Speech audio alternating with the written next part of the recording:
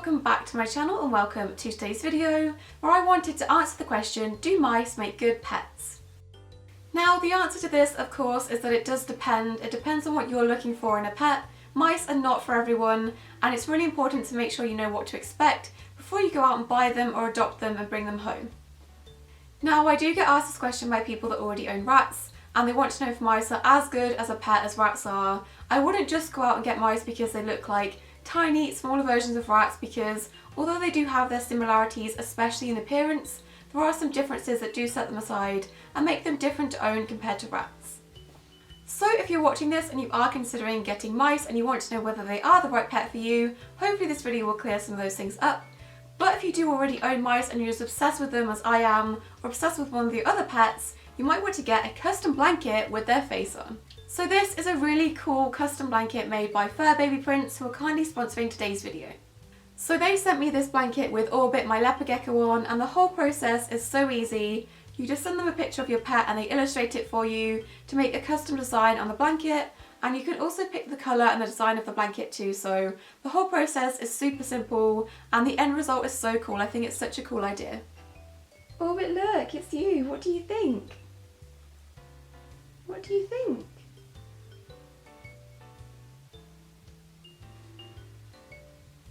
Look how small she is in comparison. Oh my god. You're tiny. It's a big one of you. So this is what it looks like. I think it is so cute. The illustrator did such a good job of capturing all the details in her eye, but overall the whole thing is just so cute. I love it. If you're as obsessed with your pets as I am, I think it's such a nice way to have them with you all the time. And I think it would make such a nice gift for someone that also really loves their pet. You could get a mouse on here, a rat on here, whatever pet you've got. I decided to go with Orbit. You could get them illustrated and put on a blanket like this one. Besides it having Orbit on it, it's also really soft, so thank you so much Fur Baby Prints for sponsoring today's video. I love the way this turned out. If you'd like to also create a custom blanket with your pet on, I'll leave the link to their website in the description. They've also given me a discount code for 15% off, which is ME15, and I'll also leave that in the description as well. So, do mice make good pets? The first thing that I think is really important to consider is their behaviour and whether that fits in with your lifestyle as well. So the first thing to think about is the fact that mice are social animals and you will need to accommodate for this. If you can't, I do suggest going with a non-social animal like a hamster instead.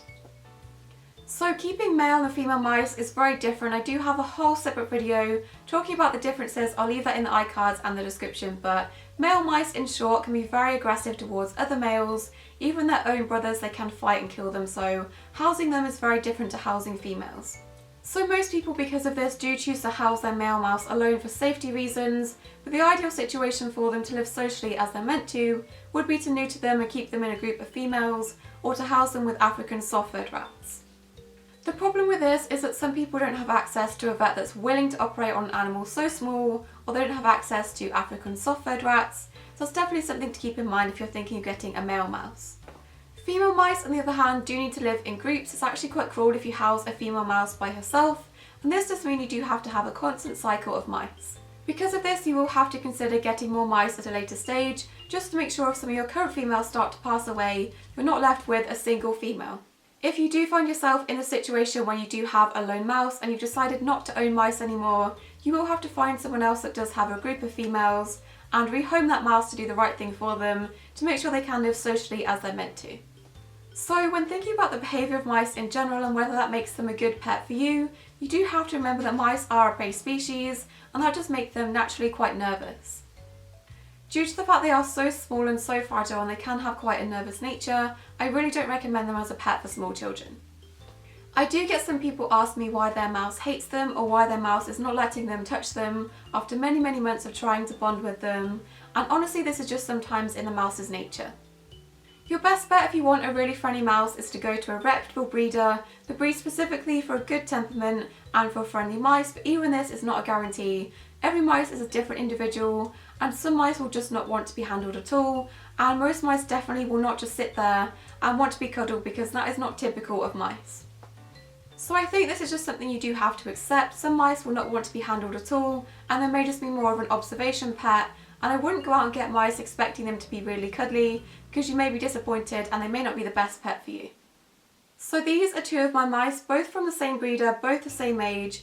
This one is Pearl. She's very human orientated. She loves being handled and always wants to interact with me. She is a one-off, she's quite rare. None of my other mice are like her at all. And this is Opal. She is from the same breeder as I said, but she is very, very independent. They are both from different lines, they have different genetics, and I would not expect every single mouse to be like Pearl because she's definitely a one-off, and I really don't mind that my other mice are more like Opal. But overall, I think mice have amazing personalities. They're so fun to interact with and handle, and most mice, because they are so naturally curious, will try to interact with you in some degree, and it does take a lot of time and patience to get them used to being handled. Another aspect of owning mice is their noise levels. Mice, on the grand scheme of things, are not really that noisy at all, so if you're looking for a pet that's on the quieter end, then mice might be the right pet for you. There are, however, some times where they do make noises, especially at night, so if you have them in your room, that's definitely something to bear in mind. The only time I ever really hear anything from mine is if they are running on the wheels, or if one of them has decided to argue with the other, mostly about food. They can squeak quite loudly, and this is mostly during the night, so definitely something to keep in mind. One thing that is definitely a deciding factor in whether mice are the right pet for you is their very short lifespans. If you're not very good at dealing with and handling death, then mice are definitely not the right pet for you. Mice, unfortunately, don't live very long at all. They do only live about 1.5 to 2 years on average. Some mice will live more than this or less than this. It does depend on their health and their background and where you got them from, but in the grand scheme of things, they really don't live very long at all. Personally, I love them so much, and this does make having them for such a short time worth it. This is definitely something you need to decide whether you can handle or not. So, housing. Some people say that mice make a good pet because they don't take up too much space. Personally, I don't think that's necessarily true, and you can just see how much space mine are taking up at the moment. So yes, they obviously take up less space than say rats or guinea pigs or other larger rodents, but they are still very active and they do deserve to have plenty of space.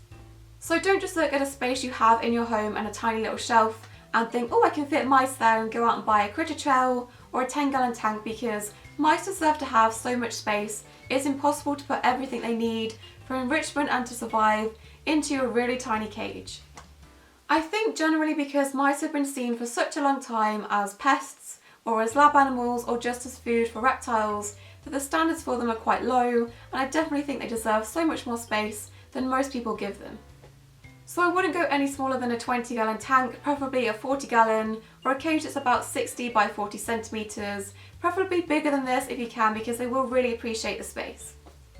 So although they don't take up that much room in the grand scheme of things, please don't get mice if you don't have the space for them or you can't afford a big enough enclosure for them.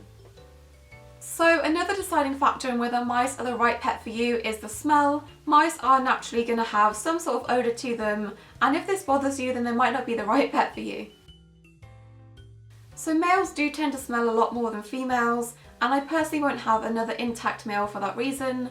When I did have one, I could smell him all the way from downstairs in the pet room he was in upstairs, and I just don't want to deal with that again. It did smell like a really musty public toilet smell, and I just don't like that. So if you're also really bothered by really strong smells, a male mouse might not be the best option for you. Females, on the other hand, I do find still have an odour. Obviously the more females you have, the more they are going to smell, but I don't find it anywhere near as bad as males, but they do still have a smell to them. So if you're really obsessed with having a really clean smelling environment, mice are not going to be the best pet for you. Another thing to consider is if you're one of those people that likes to light candles or burn incense or just spray aerosols all over your room, you're either going to have the mice in a separate room, or stop using candles and aerosols and burning things like that, or you're just going to have to consider not getting mice at all, because mice cannot be living in an airspace that has anything scented, any aerosols, candles, incense, all of that, diffusers. You can't use any of those in the same room as your mice. On a similar note, the health issues of mice may be something that puts you off. Mice are very prone to some common health issues like respiratory infections, torpor, mites, tumours. All of these things may crop up in your time of owning mice, and this may be something that puts you off owning them. Denying any animal access to a vet when they need one is animal cruelty, so if you're not prepared to take a mouse to a vet, or you don't think you'll be able to afford any of these health issues, then mice may not be the best pet for you. One of the last things to consider when it comes to owning mice is their level of maintenance. The good thing about mice is that they are fairly easy to care for, especially compared to other pets like cats and dogs. Caring for them on a weekly basis is not too difficult at all. It does just involve feeding them every single day and doing a weekly clean or a weekly spot clean. With my enclosure, because it is so big, I only do a weekly spot clean and then I clean them out fully once a month. One thing I would say that does take a bit more time is the fact that mice are so intelligent. They do enjoy things being switched up and changed, like having foraging toys added to their enclosure, or just switching things around in their enclosure to make it different, or they do sometimes enjoy having a playpen outside of the cage to experience new toys and things like that, so that does take up a bit more time if you want to, but in the grand scheme of things they really don't take up too much time at all. Overall, I don't find them too difficult to own, and once you've got the initial setup of the enclosure and all the things you need, I don't find the daily, weekly, monthly cost of them to be that much. I think because they are so small, they don't eat too much food, and the bedding, if you buy it in bulk and buy a big bag, doesn't cost me too much either. So yeah, overall I think mice make amazing pets for the right person. Obviously I'm really biased because I have 7 of them and I wouldn't own them if I didn't love them, but they are so fun to watch and interact with, and they can be really sweet sometimes. And I think if you're really prepared and you think they're the right pet for you, I definitely really recommend them. But if you've got to the end of this video and you think mice may be the right pet for you, please go away and do further research just to make sure you're prepared and that you can provide them with everything they need. And if there's any other topics you'd like me to cover about mice in a video, please let me know down in the comments. So that is it for today's video. Please don't forget to check out fur baby prints in the description. Make sure to subscribe to see any more animal content from me, and I'll see you in my next video. Bye!